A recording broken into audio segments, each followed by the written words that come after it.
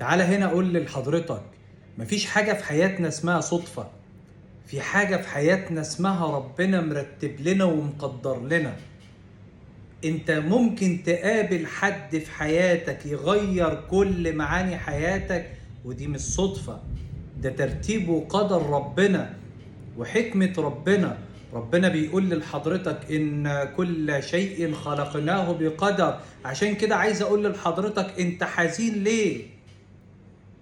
ما تخافش، ربنا بيحبك وربنا هيقدر لك الخير. بس أنت عليك إن أنت تسعى، عليك إن أنت تشتغل، لازم حضرتك تجتهد. ويقينا يقينا يقينا ربنا هيبعت لحضرتك اللي يقف جنبك ويطبطب عليك وياخد بإيدك.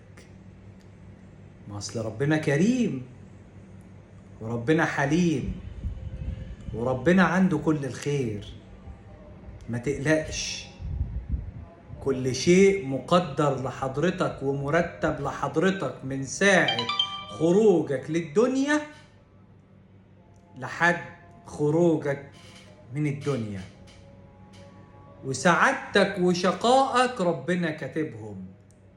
ربنا يجعلنا أنا وحضراتكم من السعداء، ويقدر لنا الخير ويوقع في طريقنا الطيبين.